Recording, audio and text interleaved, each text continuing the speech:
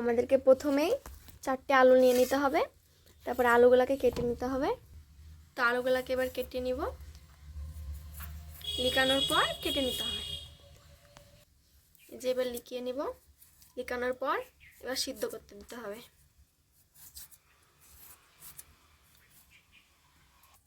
এই যে হলো, এবার কমপ্লিট হয়ে গেল। এবার মাঝখান দিয়ে ফাড়িং দিতে হবে এভাবে, তাহলে আলুটা তাড়াতাড়ি সিদ্ধ হয়ে যাবে। এই যে সার্ভিস করব, এই যে এইভাবে, এই যে কমপ্লিট হয়ে গেল। এইভাবে কেটে নিতে হবে। এবার সিদ্ধ করতে দেব। এই যে জল দিয়ে এবার ধুয়ে নেব।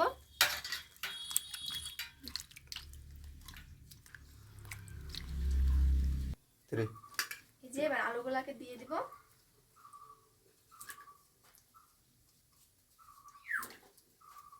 দেওয়ার পরে এবার একটু লবণ দিয়ে দিতে হবে।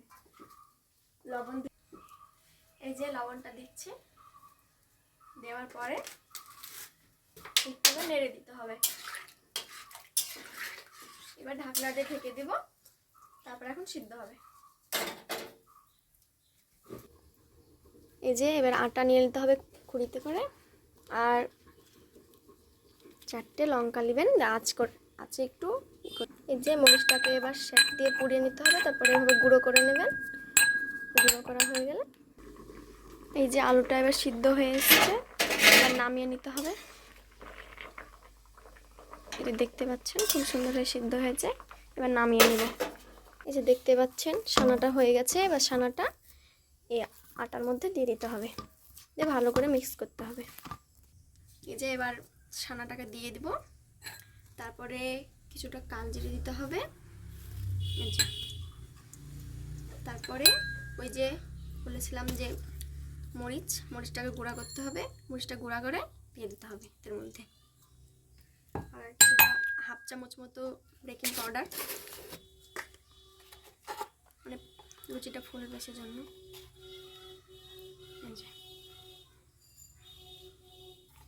আর কিছুটা লবণ।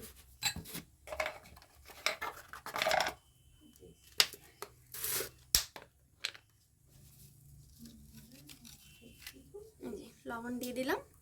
লবণ দেওয়ার পর এটাকে এবার ভালোভাবে মিক্স করতে হবে। যে ময়দাটা এবার সানা হয়ে গেছে, সানা হয়ে গেলে এবার বেলতে হবে। এই যে ময়দাটা সানা হয়ে গেছে, এবার এটাকে বেলবো।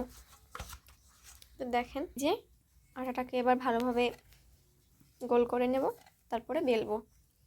দেখবেন হালকা হাতে একবারে করবেন না, তো আলু দিয়েছি তো সে কারণে। এই যে এবার লই করা হয়ে গেছে। লই করার পর এবার একটা বেলবো। বেলার পর এবার কাটবো, তখন দেখাচ্ছি, দাঁড়াও। এই যে বেলা হয়ে গেছে। এভাবে বড় বড় তো আর রাখা যাবে না, কেটে নিতে হবে। দেখবেন বেশি যেন পাতলা না হয়ে যায়, মানে অত মোটাও না তো পাতলাও না, মিডিয়াম ভাবে রাখবেন।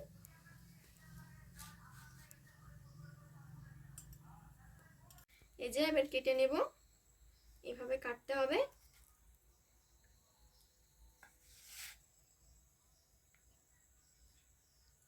এই যে কাটছি, এইভাবে কাটবেন।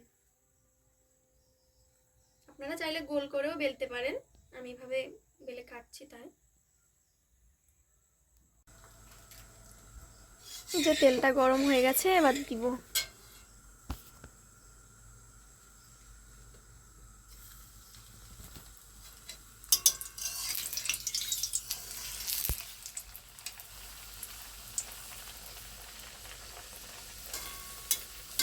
যে খুব সুন্দরভাবে এবার ফুলছে, দেখো একটু।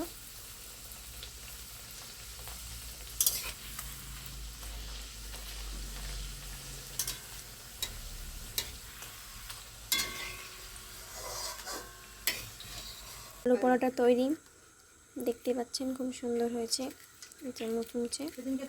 এই যে এভাবে সুন্দর হয়েছে, খুব সুন্দর, খুবই সুন্দর হয়েছে। আপনারা অবশ্যই বানিয়ে খাবেন একদিন। আর আমার ভিডিওটা ভালো না থাকলে লাইক, কমেন্ট, শেয়ার করবেন।